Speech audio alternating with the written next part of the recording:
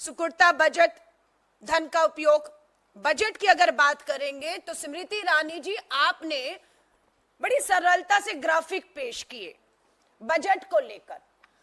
UPA सरकार का 5 साल का बजट पेश करती है वो अपने ग्राफिक्स में, और बीजेपी सरकार का 9 साल का बजट। स्वाभाविक है हमारे 5 साल के बजट के मुकाबले आपका 9 साल का बजट अधिक ही लगेगा। अगर आप में थोड़ी ईमानदारी होती तो आप यूपीए के 10 साल का महिला बाल विकास का जो बजट है सरकार का वो पेश करती और अपने 10 साल का पेश करती, ना आप ये बेईमानी करती कि हमारा 5 साल और आपका 9 साल का बजट पेश हुआ। अब बजट की हकीकत यह है कि अगर आप देखेंगे महिला बाल विकास बजट 20.7% की बढ़ोतरी करता रहा, कभी भी कम नहीं हुआ इन 10 सालों में। 2004 से लेकर 14 पहुंचने तक हर साल बजट में बढ़ोतरी हुई और 20.7% बढ़ोतरी हुई। आपके समय पर क्या हुआ? कुल बढ़ोतरी मात्र 3.4% आपके बजट में बढ़ोतरी हुई। अंत में अगर हम देखें कि हमारे कार्यकाल में 2013 और 14 में कांग्रेस के अंतिम जो कार्यकाल था कितना बजट था? आज हम कहते हैं कि आपके बजट से आज आप जो बजट 23-24 का है, हमारा बजट उससे 5,000 करोड़ अधिक था। हमारा बजट आपके 5,000 करोड़ अधिक था और हमने 20% साथ जो है हमेशा उसमें की है। 1975 में प्रधानमंत्री इंदिरा गांधी जी द्वारा शुरू की गई एक दूरदर्शी योजना आंगनवाड़ी और पोषण को कवर करने की थी।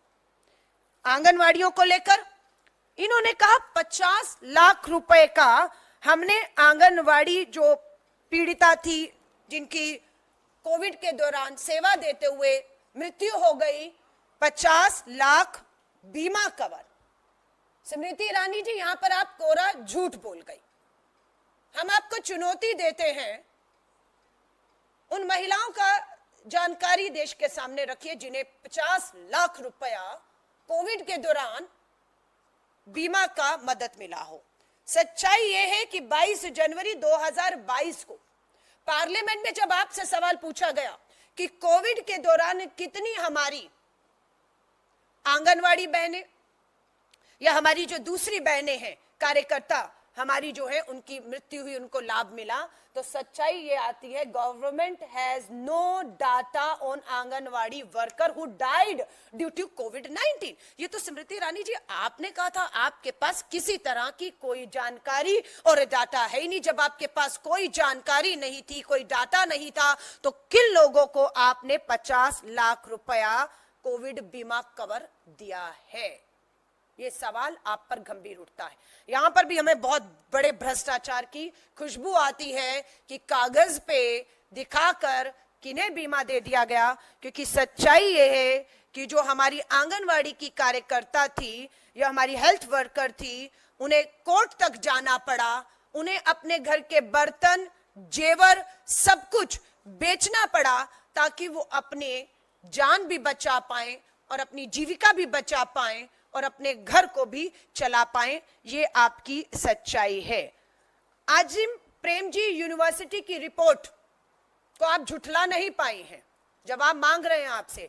आजिम प्रेमजी यूनिवर्सिटी की रिपोर्ट के अनुसार 20% आशा वर्कर और आंगनवाड़ी कार्यकर्ताओं को कोविड के दौरान खर्च को कवर करने के लिए, वही मैं आपको वापस बात दोहरा रही हूं, अपनी घरेलू संपत्ति आभूषण बेचने पड़े। मंत्री ने खुद संसद में बयान दिया जिसका मैंने आपको अखबार की उस समय की हेडलाइन बताई है कि किसी तरह का भी किसी को मुआवजा नहीं दिया गया। ये कोरा झूठ है जो हम आपको आज बेनकाब करते हैं। उम्मीद करते हैं आप एक बार फिर से ट्विटर नहीं खेलेंगी या मेरी आज की प्रेस वार्ता को आप नजरअंदाज नहीं करेंगी। आपके पास समय ना हो तो उम्मीद करते हैं आप अपनी महिला मोर्चा की अध्यक्ष को बिठाकर इन सवालों के जो हम आपसे आवाज उठा रहे हैं उसके आप हमें जवाब दे पाएंगी।